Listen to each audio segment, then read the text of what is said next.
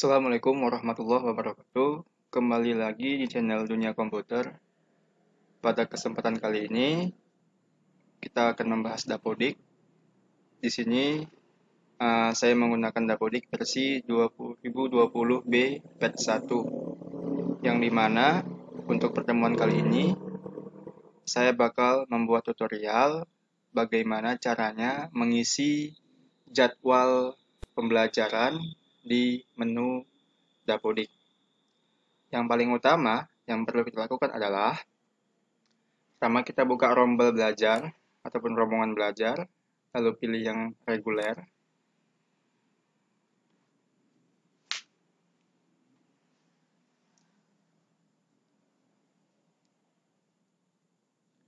Ya, di sini saya ada 24 rombel dari kelas 10 sampai kelas 12, yang dimana untuk pengisian jadwal, yang paling pertama kita lakukan adalah pengisian pembelajaran yang ada di rombel.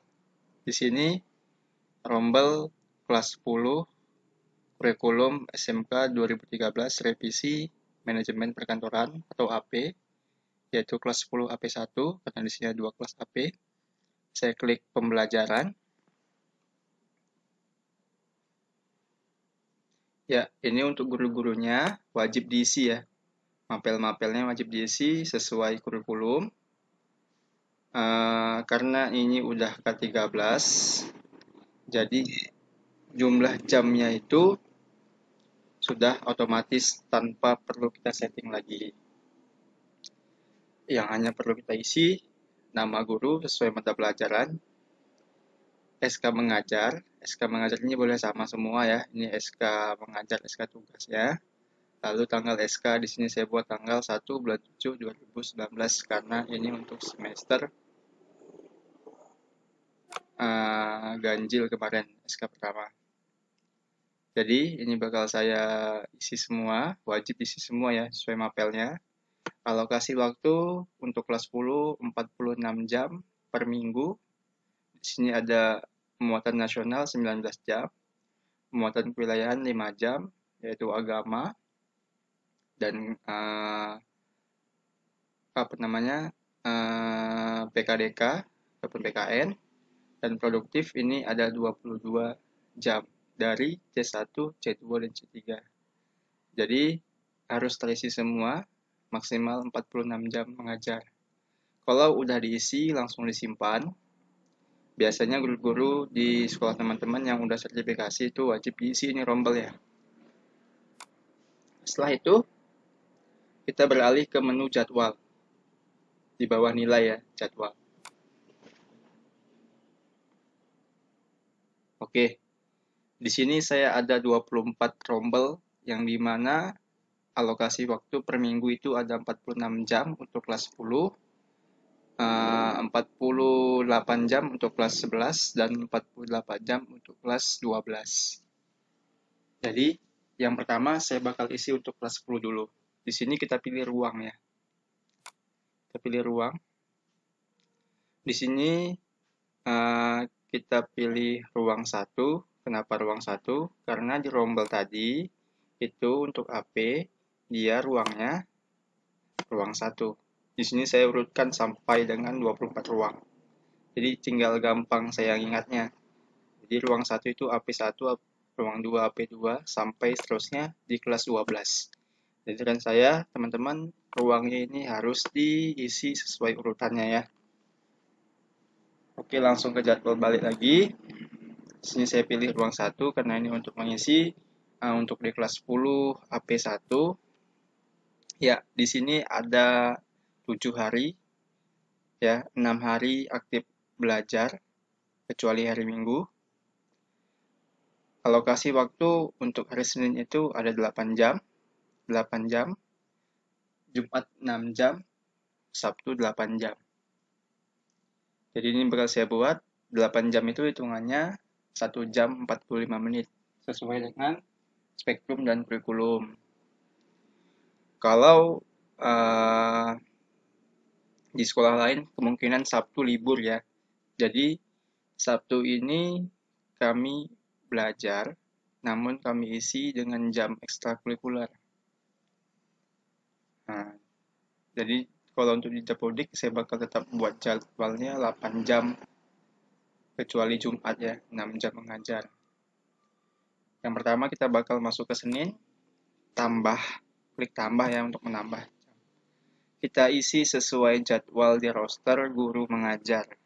Di sini jam pertama itu ada pendidikan agama Islam dan budi pekerti. Alokasi waktunya 3 jam.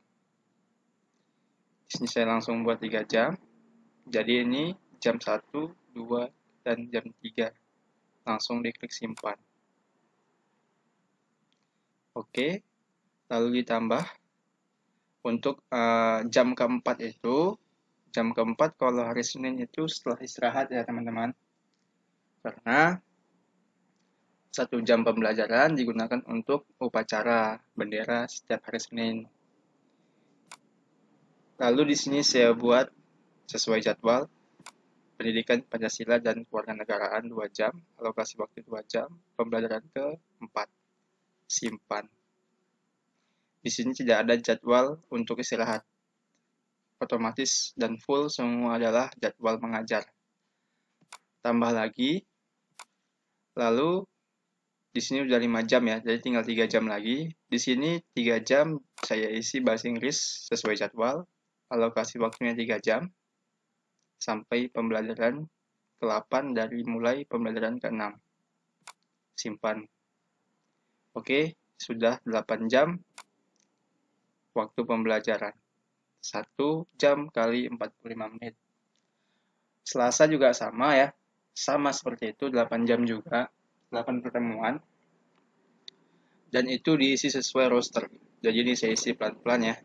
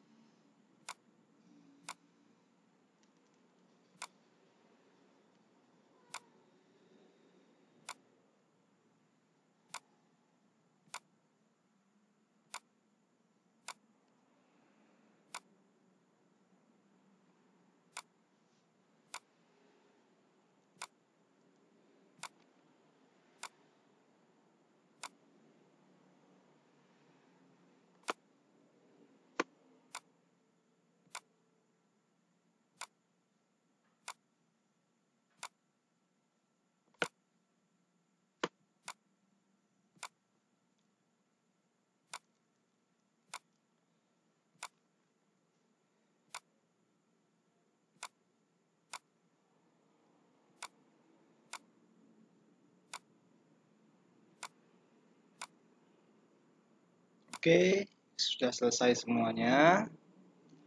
Senin 8 jam, Selasa 8 jam, Rabu 8 jam, Kamis 8 jam, Jumat 6 jam, dan Sabtu 8 jam. Di sini saya buat seperti ini.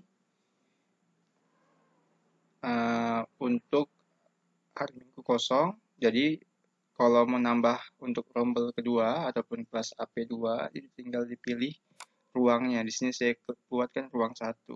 Jadi kalau untuk berikutnya tinggal kita pilih ruang 2. Jadi saran saya teman-teman untuk mempermudah kita dalam proses pengisian jadwal, ruang-ruangnya ini harus diurutkan dari 1 sampai sejumlah rombel yang ada di Dapodik teman-teman ataupun di sekolah teman-teman. Jadi untuk pengisian rombel 2 sama seperti langkah pertama. Yang penting teman-teman harus hitung ya di jadwal di rombel ini. Dihitung jumlah jam mengajar guru itu jangan sampai lebih dari 46 jam atau lebih dari 40 jam. Karena nanti masalahnya ketika jadwal ini kita input semua itu bakal valid di status validasi karena ada guru-guru yang bentrok jamnya. Misalkan kalau di rombel 1 ini ya, di rombel 1 ini tadi saya buat ada di hari Seninnya respondensi 4 jam untuk produktif AP. Jadi di sini misalkan untuk rombel ruang kedua, Senin ya, ini saya Sabtu, misalkan 3 jam di pendidikan agama Islam dan budi pekerti. Misalkan di rombel kedua juga kita buat jam pertama sampai jam ketiga di hari Senin pendidikan agama Islam. Jadi itu bakal bentrok di waktunya di status validasi. Jadi saya coba ya, ini saya buat sama, lalu saya tes validasi ya. Saya bakal masukkan ke menu pembelajaran langsung. Otomatis pasti ini invalid. Sorry di rombel. Ya, ini ya, ada invalid. Kenapa bisa invalid? Karena di hari Senin, di waktu yang sama, pembelajaran yang sama, itu atas nama guru M. Bagus Ridwan ini mengajar di 2 tempat ataupun di 2 kelas. Jadi ini invalid. Alternatifnya, teman-teman harus cek jumlah jam mengajar di gurunya. Jadi jangan sampai gurunya itu melebihi batas jam yang seharusnya, karena itu bakal menyebabkan bentrok. Kalau istilah dalam bahasa saya itu tabrakan jamnya. Artinya, pastikan guru-guru ini harus sesuai roster mengajar di sekolah teman-teman sekalian. Misalkan nih, Pak, guru kami banyak yang belum masuk Dapodik, atau guru kami kurang dari jumlah rombel, Pak. Alternatifnya bagaimana? Kalau untuk alternatifnya, saya lakukan hal seperti ini. Berhubung ini semua gurunya pas, bahkan lebih ya. Jadi saya nggak ada masalah untuk bentrok jam. Jadi ini saya kasih tahu saran untuk teman-teman, misalkan ada bentrok jamnya, gunakan guru bimbingan konseling. Karena guru bimbingan konseling ini alokasi waktunya nggak ada. Untuk guru bimbingan konseling itu, untuk yang sudah sertifikasi, itu dihitung dari jumlah kelas maupun jumlah siswa yang diawasi maupun yang dibina dalam mapel bimbingan konseling. Namun, untuk jam dan alokasi waktunya tidak ada di rombel. Artinya, kalau misalkan guru bimbingan konseling ini bisa kita sisipkan ke jadwal, kemungkinan itu nggak akan bentrok untuk menutupi guru-guru yang bentrok ataupun yang kelebihan beban jam. Karena kekurangan guru, kurangnya guru, banyaknya rombel, dan banyaknya siswa. Sebenarnya sih jarang terjadi. Biasanya itu terjadi ketika guru-guru itu statusnya belum sarjana, tapi udah mengajar di sekolah kita bertahun-tahun, dan namanya belum terdata di Dapodik. Atau juga ada yang sudah sarjana, tetapi datanya belum di-input di Dapodik. Jadi, tidak bisa dimasukkan pembelajaran ataupun nama guru di rombel. Itulah yang menyebabkan bentroknya ataupun kurangnya guru di Dapodik. Itu juga berpengaruh ya teman-teman.